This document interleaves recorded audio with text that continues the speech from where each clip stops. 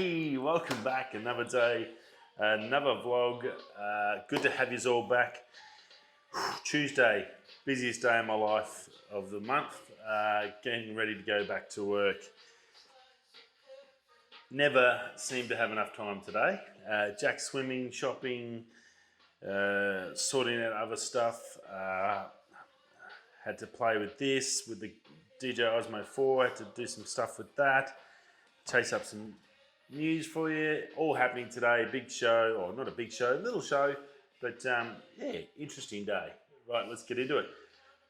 First of all, if you are subscribed, that's down here left, and that little bell. If you hit that bell, you would have noticed new videos already up for Friday. I've premiered it already.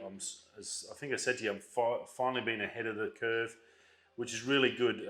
It's given me a chance to realistically try and catch 2 videos, whether that's helped me out. It looks like I've possibly only got one, maybe one and a little one, but it's come up, worked out really well. So that video, I finished that off yesterday and locked it up and loaded last night. So Friday night, 8:30, I think it is, 8:30, it will be premiering. If you haven't subscribed, hit the bell. It'll notify you, and then you can just click on the reminder, so it's really easy to do. It'll just come as a notification if you've got notifications set for YouTube. So that'll be cool. Come and join us. Any questions, queries, or anything like that, yeah, let us know.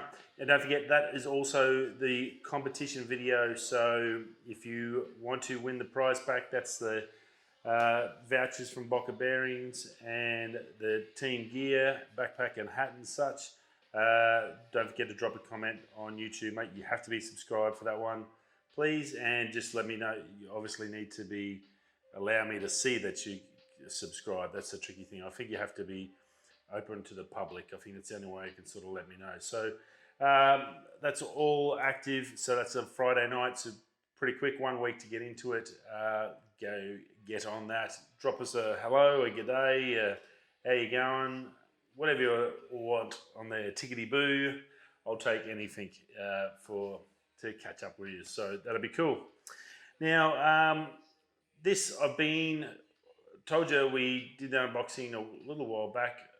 You would have seen last week's video, which is currently up live, was the DJI M4. Shot some footage with that.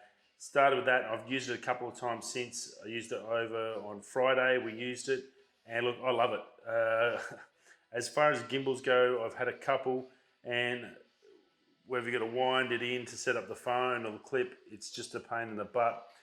This is the DJI OM4, and if you're just doing general video and stuff like that, you want something easy, no ridiculous, stupid things to worry about, I can definitely recommend this.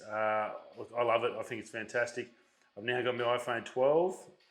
That's in there. The unboxing for that's coming too, so you'll be able, the video footage out of that's been insane testing, so that'll be coming this week as well. I've got to try and fit that video in. I might put that a midweek video. It's only be a short one, but I'll chuck that in. But look, it's looking fantastic. Super light to use. The gimbal works really well. I did have an issue the other day where it sort of lost control on me, and that went on the DJI's forum or on their website, checked out their help center. I did a recalibration and a horizontal calibration, checked everything, and once I got that done on a nice flat surface, beautiful, she's back to normal. So I was stressed. It looks like it's all good, so fingers crossed for that. That's the only issue I've had with it. It is fantastic. You can chuck it 2 beeps of the button, you push it straight into movie mode, which is perfect for me. I can lock it there, just holding the trigger, and then you can move around and do all the stuff you need to do. It is brilliant. $250, I believe they are in Australia. Oh, the picture's going to fall over. And I think it's worth every penny. Realistically, the app works really well with my Apple phones. I'm not sure about Android, but like works super well with it. You can do panoramas. I chucked up a little 3x3 auto panorama. It did. This has got clone mode as well, so you can set it up on it as a tripod and then take photos where you get the people locked into motion. You get like multiple of these in the one photo stitched together. it's got some great things. I'm going to be doing some more with that, and I'll be definitely putting some photos up. It's going to be perfect for me because I can chuck it in my pants, of my hiking pants, and then I can film with it straight away. And to get it off, all I have to do is, oh, we've had a blowout here. Everything's going pear-shaped. I've just pulled it out of the clip. You just pull it off like that. My apologies there. Let me just whack it back in. I'll show you how easy it is to set up. And you just center it up onto your phone. Nice, and make sure it's nice and level. That's it. And that just clips on. That's the iPhone 12 Pro, and it does fit on the Max. I have seen it on the Max. So you do that, and then just bang like that. And beautiful. Back to normal. Magic. And then swing it around. Boom. If you're doing reels or whatever with your friends, it's a perfect little gimbal. If you have been looking at one, there's others out there that you've got to set up and calibrate. You've got to mount the clip in, or you've got to screw it into the clip and all that. And this is just literally, I've used it on a hike where I've just pulled my phone out and just gone bang, clip on, pulled it up, boop, boop, and then started recording, which is exactly what you want. So I thought I'd just give you an update on that one. I'm loving it. It's definitely worth while having a crack, and that's off mode. So yeah, definitely go check that out. Some other good stuff that come today. Obviously, you've seen the hat. I've got the team hat off. I entered my road reel this year, 2020. I didn't win. There was some amazing entrants out there. Very, very cool.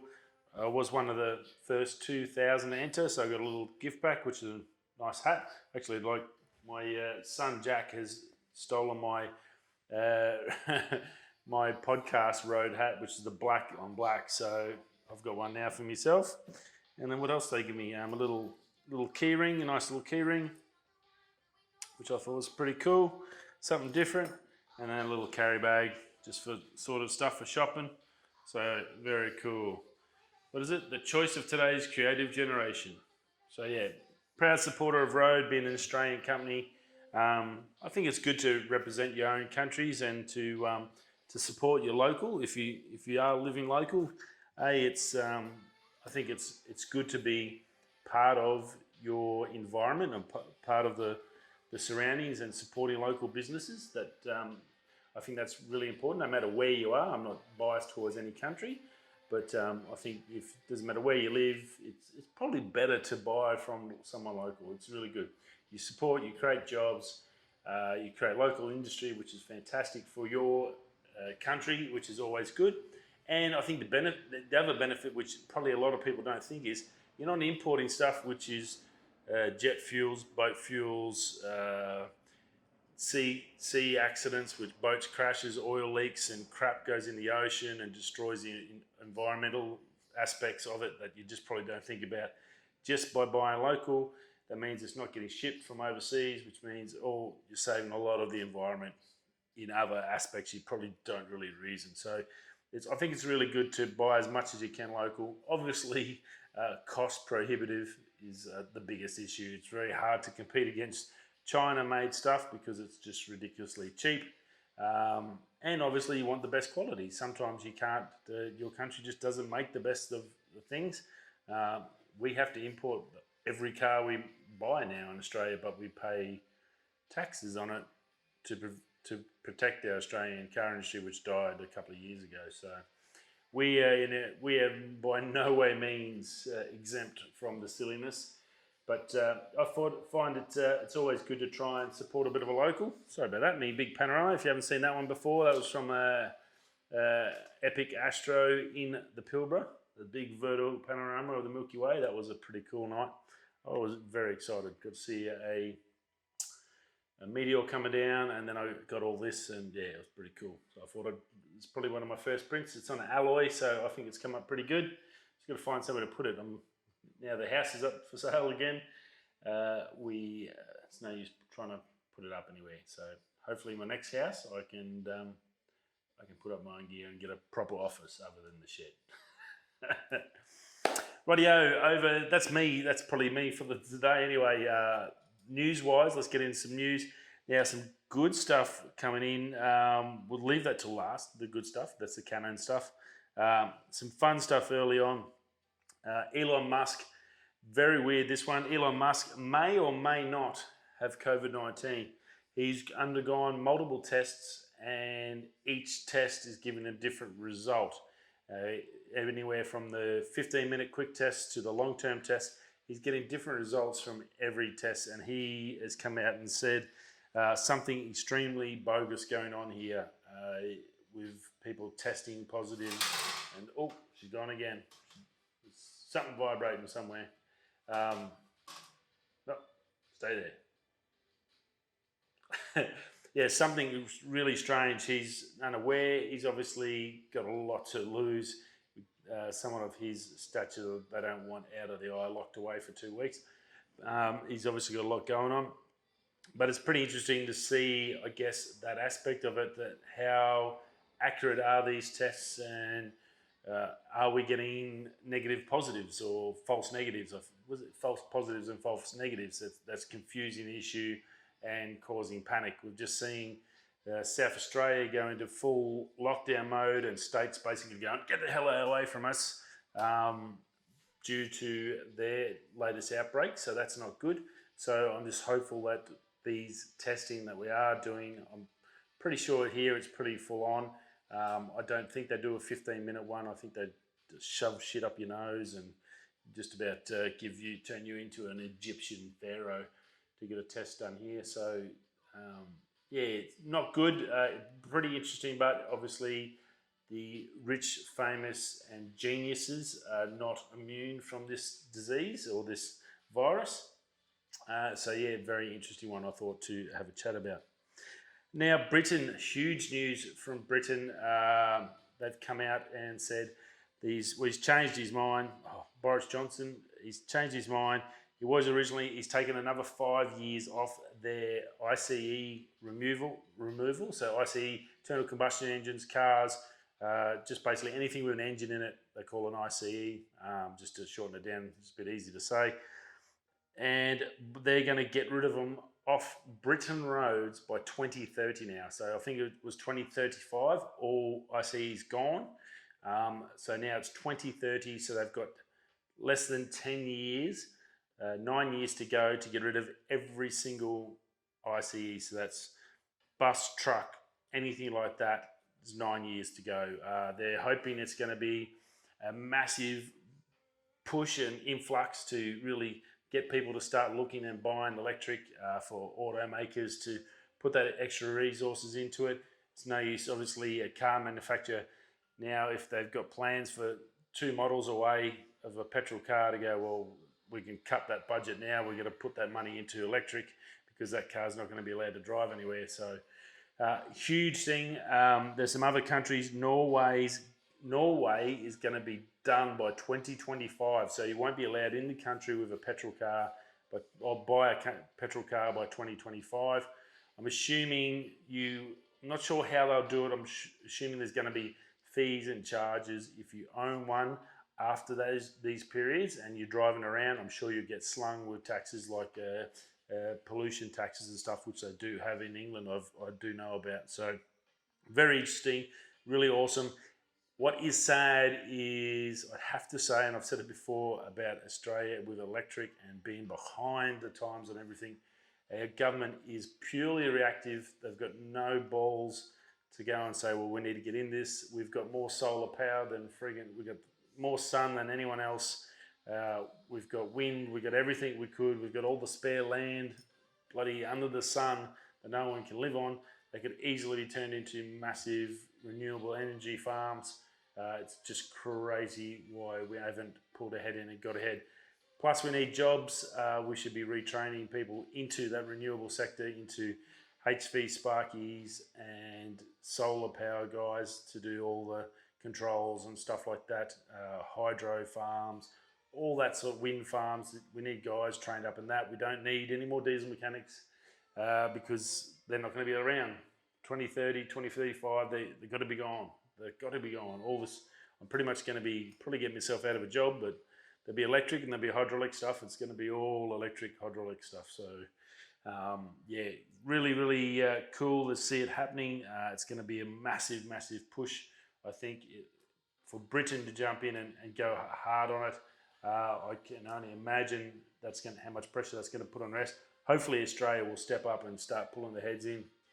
As I said, we have to import our own cars, and there's like a 30% tax and compliance and import fee and GST tax on top of every car that comes in. So for an example, an F-150 top of the range King Ranch might be $65,000, $67,000 in the States, fully loaded. By the time it gets to Australia and sold from a retailer, after compliance, taxes and everything, it's 200 grand. So yeah, a cheap baseline F-150 is 150 grand in Australia. Now that's the biggest selling car on the planet. The F-150, they start at like 20,000 to, as I said, about 60,000. So that range, 20 to 60, is a good, comfortable range for anyone to be able to afford. But then all the government takes all that money out, and then I don't know where the money goes from these taxes, but it ain't going to the right stuff. So that money, I think, that we get from those taxes should be now going into supplying benefits and incentives to get people to drive electric cars and take the zero taxes on any electric cars coming in, because it's going to happen. So the only way to do it is to dump in. It's not going to be, the world's changing. We've got to change with it. Unfortunately, it's like everything. Change is never fun, and I'm probably one of the worst ones for it. At getting to change, I like things the same. I can do it over and over and over and over until I get faster and better and better and better.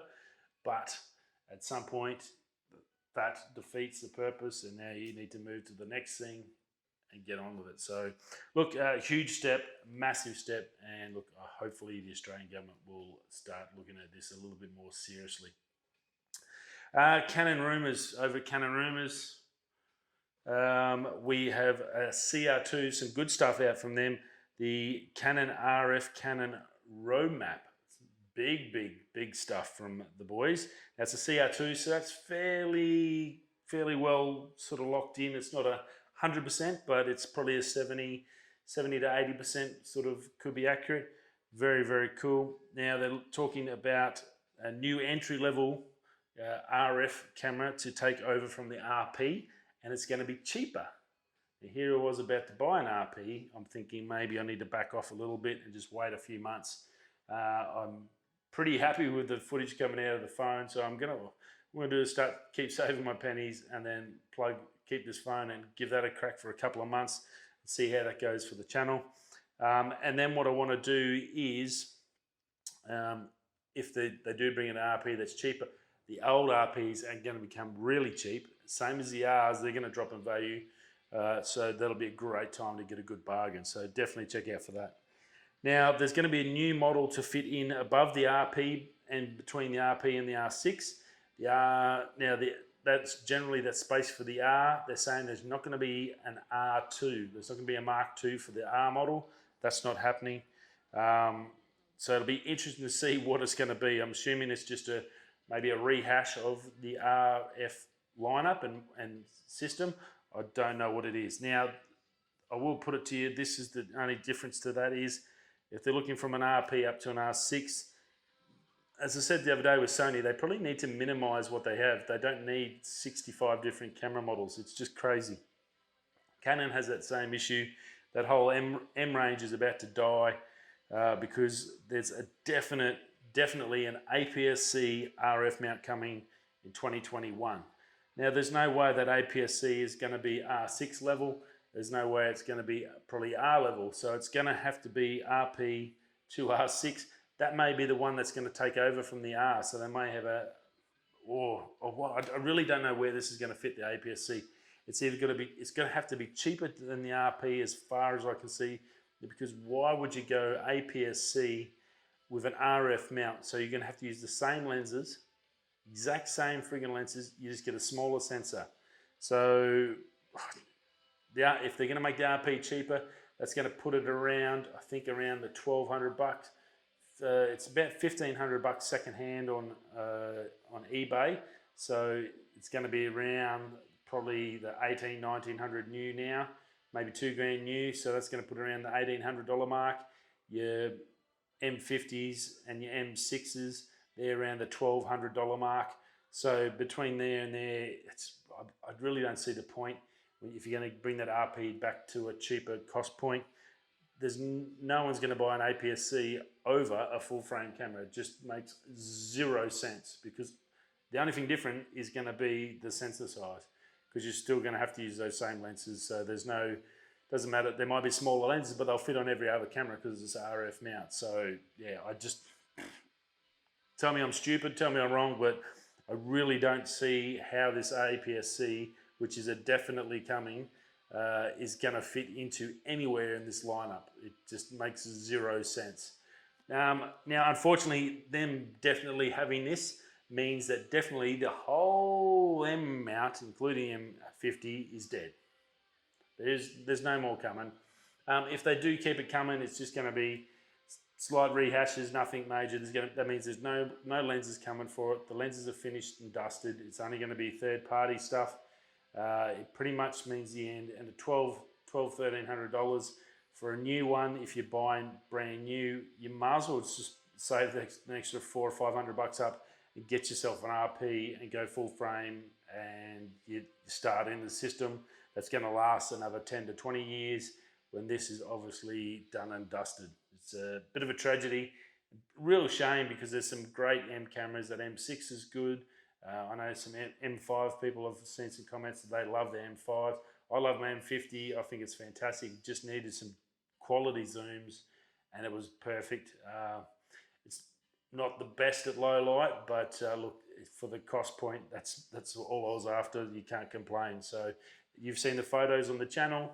I'm sure you can understand how good it is. So very cool. Now, other than that, now with that APS-C, there's going to be some lenses to suit it. So the same smaller, cheaper lenses.